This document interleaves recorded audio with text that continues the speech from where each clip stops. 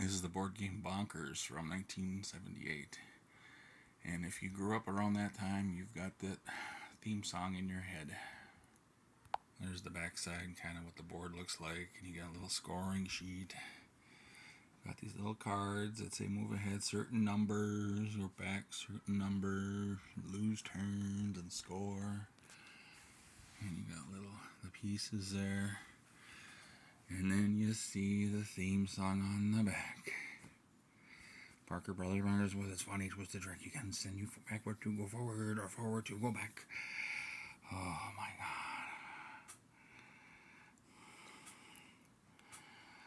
There, if you got that. Sorry for the earworm. There's the big board. There's the start. Here's where the tokens travel. And here's where the little wordy things get placed. And here's some of them that come up. You can get like a roll again, go to your score, go to start, exchange card, back 10, back. Well, some are forward. I don't know why I picked two back ones on there. Here we go. This one. That one's got like a head 5 on it. Everybody gets one go to lose card. And there's some of the pegs, color pegs. You can see this one here is a tack. When I got this at Salvation Army or Goodwill, wherever, I was missing one of these pieces. So I got to upgrade it to something else. But there's the track that would go on.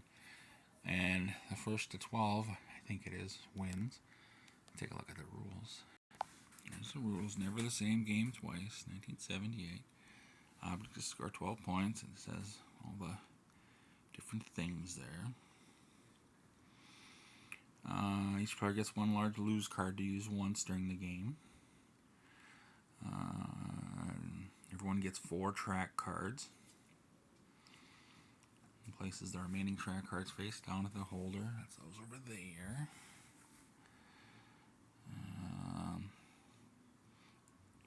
Turn your 4 track cards face up in front of you. You play the playing piece on start. Roll the dice. And then you figure out who's first. 3 types of space on board. 1 lose, 3 score spaces, and a large number of track spaces. You score 1 point each time you move on to a score space. You lose 1 point each time you move on to a lose space. You can score or lose by moving either forward or backward. Track cards are placed on the board. They determine both the direction and the distance of your moves. Use them to move the score spaces as often as you can. Playing. On your turn, roll the dice and move your piece that number rolled. What you do next depends on 3 things: the type of space you land on, whether the space is already occupied by an opponent's playing piece, whether the space already has a track card next to it. Unoccupied track spaces, one without an opponent's playing piece already on it. If you land on an unoccupied track with no track card next to it, place one of your track cards next to that playing piece and immediately follow the directions on the card. And there's asterisks there, and here's the asterisk way on over here.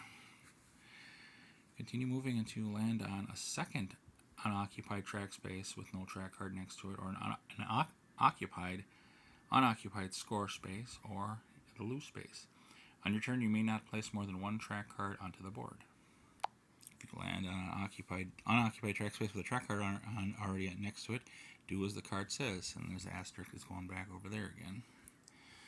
Occupied track spaces. An occupied track space with an opponent's playing piece on it. If you land on an occupied track space, roll again.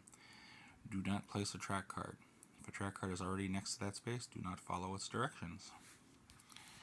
Score spaces, and that refers you back over there. If you land on a score space, scorekeeper pegs you ahead 1 point. If that score space is already occupied, you earn your point and roll again. And there's asterisk. If that score space is unoccupied, you earn your point, but your turn ends if it's unoccupied. Okay. Let's see. Lose space. If you land on a lose space, your scorekeeper pegs you back 1 point. You must also stop your turn, even if this space is already occupied. Remember, nobody's score can ever drop below 0. Double 6 is 0. Double 6 is scorekeeper pegs you ahead 1 point. Move your playing piece 12 spaces forward, and depending on that space where you land, either stop your turn or continue moving. And the asterisk refers to that again. Entrapment. As an example of entrapment, imagine that you land on a back 3, which sends you to a forward 3. If this happens, you do not continue to move back and forth. Instead, you score 1 point and leave your playing piece on the forward space of the trap.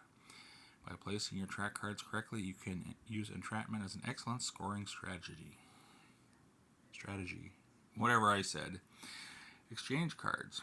The deck contains 2 exchange cards. If you play one or land next to one, you may take any card on the board, move it next to your playing piece, and remove that and replace the moved card with the exchange card. You then follow the instructions on the move card, and then you go blah blah blah with that. Okay. If you place a track card during your turn, take one from the scorekeeper when your turn ends. Okay. If all the track cards are placed onto the board, continue to play with all those until someone wins. Large lose cards. That's what that is right there. Each player receives 1 large lose card at the beginning of the game. These are powerful cards. You can use it to slow one down the opponent's progress. You may hand one to any opponent at a time during his turn. By doing this, you immediately stop the opponent's turn. The opponent must move to the lose space, lose 1 point, and pass the dice next player. Once the large lose card is used, it is immediately removed from the game.